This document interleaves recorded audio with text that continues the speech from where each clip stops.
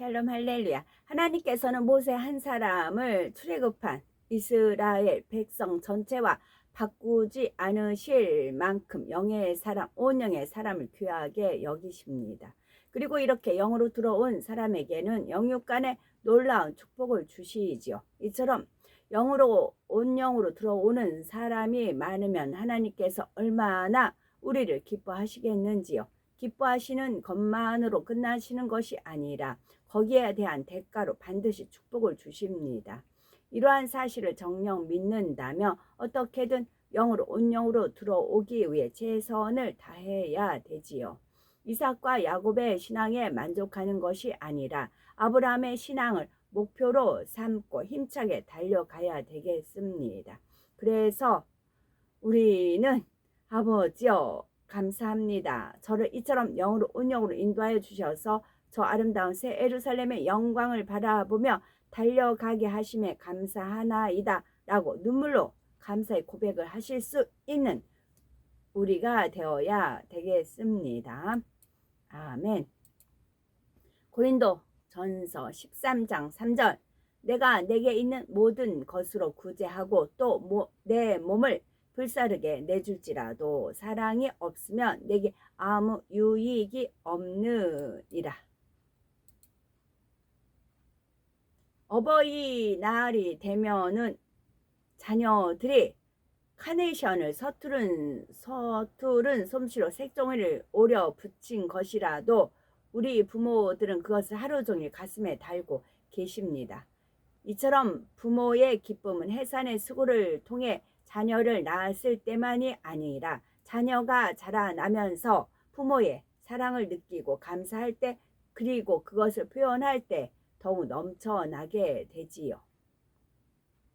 아버지 하나님께서도 영혼들이 주님을 영접하여 하나님의 자녀로 새롭게 거듭나면 너무나 기뻐하십니다. 그리고 그 기쁨은 자녀의 믿음이 자라고 사랑이 커져서 아버지 하나님의 사랑을 느끼고 그 감사를 표현해 나갈 때 더욱 크다 할 수가 있지요.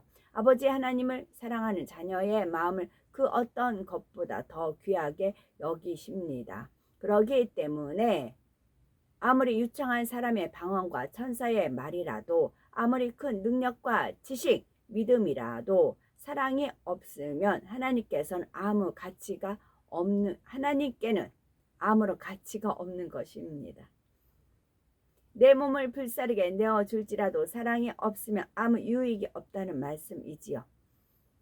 아버지 하나님께서 너무도 간절히 원하시는 영적인 사랑을 우리는 꼭 이루어야 되겠습니다. 그래서 장차 천국에서 아버지 하나님을 배울 때 이 땅의 카네이션과는 비교도 할 수 없는 기쁨을 안겨드릴 수 있는 우리가 되어야 되겠지요. 사랑이 없는 구제란 바로 남에게 드러내며 칭찬받고자 외식으로 하는 구제입니다. 이런 구제는 아무리 자신의 모든 것을 내어준다 해도 남들이 알아주지 않으면 곧 후회하고 불평을 하지요. 그렇기 때문에 이 땅에서 축복을 받을 수도 없고 장차 천국에서 상급을 받을 수도 없으므로 아무 유익이 없습니다. 반면에 참된 구제는 자신의 선행을 아무도 알아주지 않는다 해도 중심의 사랑으로 기쁨과 감사로 하는 구제이지요. 하나님께서는 이런 구제를 기뻐하시고 놀라운 축복으로 갚아주십니다. 고린도전서 13장 3절에 보니 또 내 몸을 불사르게 내어줄지라도 사랑이 없으면 내게 아무 유익이 없느니라 말씀합니다. 여기서 내 몸을 불사르게 내어준다는 것은 자기 몸을 완전히 희생한다는 의미이지요. 그런데 자신의 몸을 불사르게 내어주는 희생에 어떻게 사랑이 없을 수 있을까요? 참사랑으로 하는 희생에 대해 말씀드리기에 앞서 비록 자신의 몸을 불사르게 내어줄지라도 사랑이 없는 희생에 대해서 살펴봅니다. 우리는 말씀을 통해 우리 각자의 마음을 잘 살피셔서 더 온전한 헌신을 드릴 수 있는 우리가 되어야 되겠지요. 첫째로 사랑 없는 희생의 모습은 주님의 일을 위해 실컷 수고해 놓고 입술로 원망과 불평을 쏟아내는 경우입니다. 자신의 온 힘과 정성, 시간, 물질을 다해 일했는데 남이 알아주지 않고 칭찬해 주지 않으면 서운해하며 원망하는 것입니다. 내가 이렇게 애쓰고 수고했는데 어떻게 수고했다는 말 한마디도 없을까 한다거나 어떻게 힘도 모아주지 않고 보고만 있는가 하고 불평하는 것이지요. 심지어 함께 열심히 일해주지 않는 사람을 보며 저 사람은 너무 게으르다. 하나님을 사랑한다면서 어떻게 저럴 수가 있는가 하고 판단하며 정죄하기도 하지요. 그러나 이런 마음의 저변에는 사람에게 자신의 공로를 드러내어 인정받고자 하는 마음과 나는 이렇게 충성한다는 높아진 마음이 있는 거지요. 이런 헌신은 오히려 화평을 깨고 아버지 하나님의 마음을 아프게 할 뿐 그 헌신이 아무 유익이 없습니다. 두 번째로 사랑 없는 희생의 증거는 낙심하는 마음입니다. 드러내어 불평의 말을 하지는 않는다 해도 자신의 충성을 남들이 알아주지 않으면 나는 있으나 마나한 사람 같다 하며 낙심하고 뜨거움이 식어져 버리지요. 자신을 희생하여 최선을 다해 한 일에 대해 남들이 부족함을 지적하기라도 하면 힘이 빠지거나 지적하는 사람들을 비난합니다. 또 자신보다 열매도 잘 내고 인정받으며 사랑받는 사람이 나타나면 시기하고 질투하기도 하지요. 그러니 아무리 열심히 일하고 충성해도 마음에는 참된 기쁨이 없습니다. 예전에는 성가대도 하고 기관장도 하고 여러 분야에서 뜨겁게 봉사도 했는데 이제는 결국 사명까지 놓아버리기도 합니다. 이런 모습은 자신이 인정받고 칭찬받기 위해 즉 어떤 대가를 바라고 일한 것임을 나타내지요.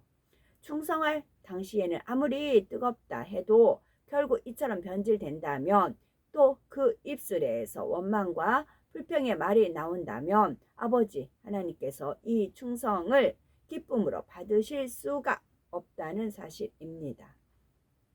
셋째로 사랑 없는 헌신의 또 한 가지 모습은 윗사람이나 남들이 볼 때만 열심을 내는 모습입니다. 누가 보지 않을 때는 게으르거나 맡겨진 일을 대충대충 하는 신용만 하지요. 그리고 눈에 잘 띄지 않는 일을 잘 하려고 하지 않고 겉으로 드러나는 일만 하려고 합니다. 윗사람이나 다른 사람에게 자신을 드러내어 칭찬받는 것에만 마음이 있기 때문이지요. 예를 들어서 금식을 할 때도 금식하는 것을 사람에게 보이려고 하는 경우가 있습니다.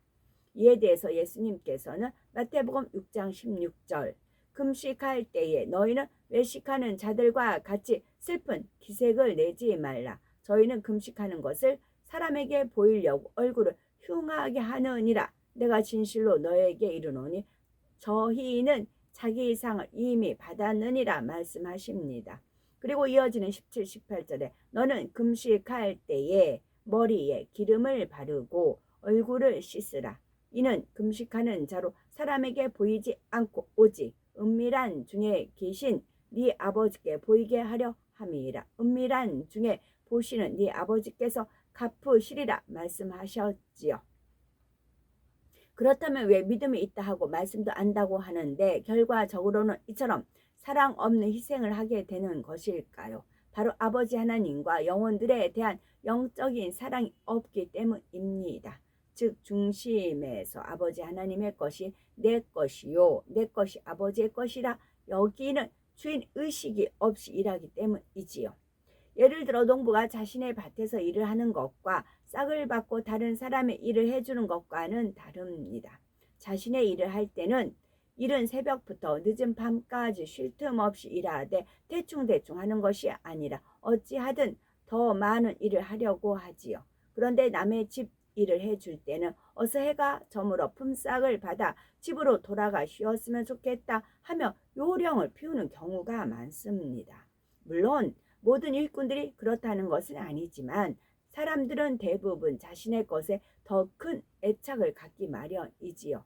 이와 마찬가지로 구원받은 하나님의 자녀들도 주신 은혜에 감사하는 마음과 영적인 사랑이 클수록 하나님의 일을 자신의 일로 여기고 마음 다해 충성하게 됩니다. 남이 알아주든 알아주지 않든 자신의 일처럼 최선을 다하는 것이지요.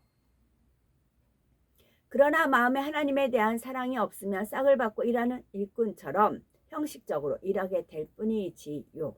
당장에 일한 만큼의 대가를 받지 못하면 불평과 원망이 나오는 것입니다. 누가복음 15장에 등장하는 탕자의 형이 그러했지요. 어느 날 집을 떠났던 동생이 모든 유산을 다 탕진하고 허름한 모습으로 집에 돌아오자 아버지는 최상의 대우로 이 아들을 맞아들이고 잔치를 벌였지요. 이 아들의 큰 아들 곧 탕자의 형은 밭에서 돌아오다 이 소식을 들었습니다. 누가복음 15장 18절 저가 노하여 들어가기를 즉 잔치가 열린 집으로 들어가기를 즐겨 아니하거늘 한대로 화를 내지요. 이에 아버지가 친히 나와서 들어오기를 권합니다. 그러자 이 큰 아들은 29절 30절에 내가 여러 해 아버지를 섬겨 명을 어김이 없거늘 내게는 염소 새끼라도 주어 나와 내 벗으로 즐기게 하신 일이 없더니 아버지의 살림을 창기와 함께 먹어버린 이 아들이 돌아오매 이를 위하여 살찐 송아지를 잡으셨나이다 하고 원망합니다.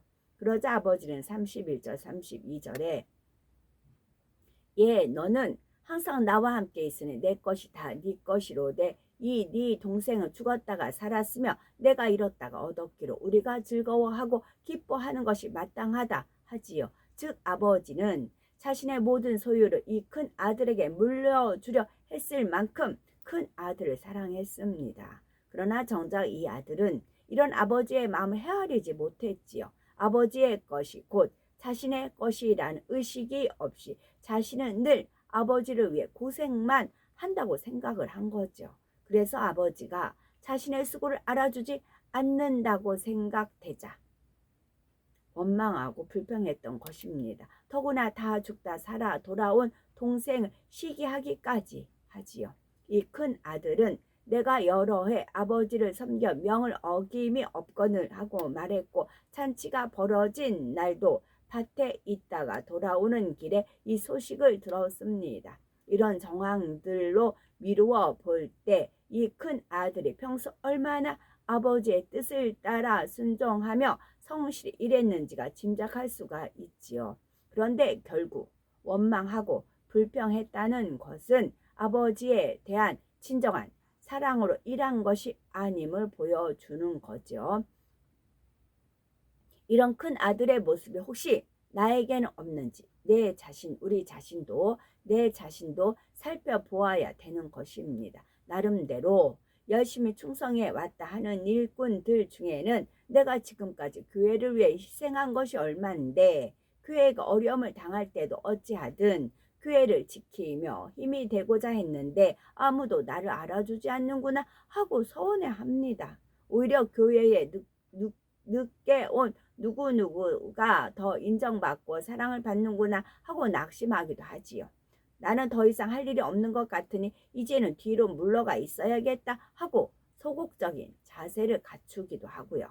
만약 이런 마음이 든다면 이제까지 충성하고 헌신해 온 것이 과연 참이었는가, 사랑을 가지고 한 것이었는가를 잘 깨달아 보아야 합니다. 그리고 아버지 하나님께 드려온 모든 것은 반드시 축복으로 갚아주실 것을 믿음으로 바라보아야 하지요. 신앙의 연륜도 있고 직분을 가진 일꾼일수록 주인된 마음으로 성도들을 섬기되 배운 것은 낮아진 마음으로 배우신다면 덕과 사랑을 겸비한 충성된 일꾼이 되실 수 있습니다. 그러면 그 희생과 충성이 더 풍성한 열매로 맺히게 되십니다. 골로새서 3장 23절 24절 무슨 일을 하든지 마음을 다하여 주께 하듯 하고 사람에게 하듯 하지 말라. 이는 유업의 상을 주께 받을 줄 알미니 너희는 주 그리스도를 섬기느니라 말씀하신 대로 무슨 일을 하든지 항상 주께 하듯 하여 장차 천국을 유업으로 받으셔야 되겠습니다. 참된 희생을 하려면 무엇보다 마음의 영적인 사랑이 온전히 임해 있어야 합니다. 그 다음에 참된 사랑이 가득한 사람은 누가 보든 보지 않든 자신을 알아주든 알아주지 않든 자신의 모든 것을 다해서 묵묵히 헌신합니다. 마치 초가 자신의 몸을 태워 어둠을 밝히듯 아낌없이 자신의 전부를 내어주려고 하지요. 초가 자신의 전부를 불태우되 소리를 내지 않고 자신을 들내지도 않지요. 우리 예수님은 이런 희생으로 진정한 희생의 본이 되어 주셨습니다. 구약에 보면 구세주로 오실 예수님을 죄인들을 위한 화목제물 곧 속죄의 어린 양에 비유하여 예언한 것을 볼 수가 있지요. 구약의 제사를 보면 죄인을 대신하여 속죄의 제물로 드려질 짐승을 잡되 모든 피를 쏟게 하고 기름 부분을 제단 불에 살라 향으로 드리게 하지요. 우리 예수님께서도 이런 희생의 제물과 같이 인생들의 죄를 대속하시기 위해 마지막 물과 피 한 방울까지 다 흘리시고 진액을 다하셨습니다. 이런 예수님의 희생이 헛되지 않아 많은 영혼들이 구원받고 있는 이유는 무엇일까요? 이 희생에는 예수님의 온전한 사랑이 담겨 있었기 때문입니다. 예수님께서는 아버지 하나님을 지극히 사랑하심으로 이 땅에 머무시는 동안 아버지 하나님의 뜻을 온전히 이루기 위해 힘쓰셨습니다. 요한복음 19장 30절에서 보면 우리 예수님께서는 십자가 위에서 다 이루었다 말씀하시고 운명하신 것을 볼 수 있는데, 예수님께서는 이처럼 희생을 다하시기까지 아버지 하나님의 뜻을 온전히 이루기 위해 사셨지요. 그리고 예수님은 십자가에 달리신 그 순간에도 영혼들을 위해 중보 기도를 올리십니다. 마지막 피 한 방울을 흘리시던 그 순간까지 오직 영혼들을 구원하시기 위해 사셨던 것이지요. 그러시면서도 결코 자신을 들내거나 스스로를 높여 영광을 받고자 하지 않으셨습니다. 오직 하늘에 계신 아버지께만 영광을 돌리셨지요. 하나님께서는 빌립보서 2장 9절 10절에 이러므로 하나님이 그를 지극히 높여 모든 이름 위에 뛰어난 이름을 주사 하늘에 있는 자들과 땅에 있는 자들과 땅 아래 있는 자들로 모든 무릎을 예수의 이름에 꿇게 하시고 말씀한 대로 이런 주님을 친히 높여주시고 영광스러운 자리에 이르게 하셨습니다. 이런 예수님처럼 어떤 욕심이나 거짓이 없이 깨끗한 마음으로 자신을 희생하는 사람이라면 하나님께서 높여주시고 영광의 자리로 이끄십니다. 마태복음 5장 8절 마음이 청결한 자는 복이 있나니 저희가 하나님을 볼 것이며 말씀하신 대로 하나님을 직접 뵐 수 있는 영광을 주시지요. 그러므로 우리들은 이런 예수님의 마음을 이루어 참된 희생을 드리심으로 반드시 하나님을 뵙는 영광에 이른 우리가 되어야 되겠습니다. 주의 일을 초대교회 성도들은 늘 모이기를 힘쓰고 말씀에 떡을 떼며 기도하기를 쉬지 않았습니다. 그리고 오직 복음만을 위해 살았습니다.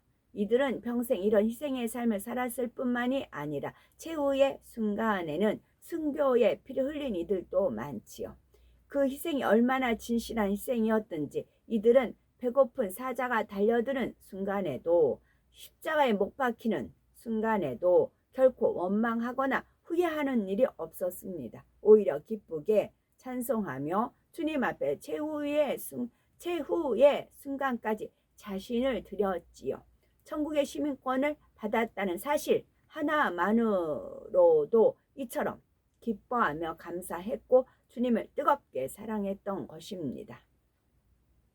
하루하루 온 몸과 마음을 다해 헌신하시는 우리들도 초대교회 성도들처럼 입술에 감사와 찬양이 넘친다면 장차 천국에서 받을 영광과 상급이 얼마나 크겠습니까? 그러나 왜 이렇게 고생하며 가야 하나, 좀 쉬고 싶다 하거나 나름대로 열심히 달려가고 있는데 마음에 사랑이 없으면 아무것도 아니라고 하니 힘이 빠진다 하는 분이 계신지요? 그러나 우리는 죄악으로 관영한 이 마지막 때에 천국을 소망하며 달려가시되 천국에서도 가장 좋은 새 예루살렘을 목표대로 삼습니다. 그러므로 소망이 더욱 넘치셔서 무엇보다도 주님과 영혼들을 향한 뜨거운 사랑으로 참된 희생을 이루는 우리가 되어야 되겠습니다. 아직 온전한 사랑으로 희생하지는 못한다 해도 온 몸으로 희생하며 헌신한 우리의 모습이 하나님께는 참으로 귀하지요. 그러므로 우리 모두는 사람에게 인정받기 위해 봉사하고 충성하는 마음이 조금이라도 있다면 신속히 벗어버리시고 우리를 위해 소처럼 녹아지셨던 주님의 사랑과 희생을 이루셔야 되겠습니다. 그래서 장차 주님께 큰 상급을 받으셔서 참 본향 새 예루살렘에 돌아갔을 때 아버지 하나님께 영광이요 기쁨이 되신 우리가 되어야 되겠습니다. 광야같이 험난한 세상에서 헤매다가 쓸쓸히 죽어가는 많은 영혼들에게 우리는 사랑의 전달할 사명을 받으셨습니다. 세상이 아름다운 그 어떤 것보다도 사랑이 가장 중요하며 사랑이 없으면 그 무엇도 아무 가치가 없음을 명심해야 되겠고, 그래서 우리 자신도 그리스도의 편지가 되셔서 죽어가는 영혼들에게 아버지 하나님의 사랑을 전하는 우리가 되어야 되겠습니다. 아멘.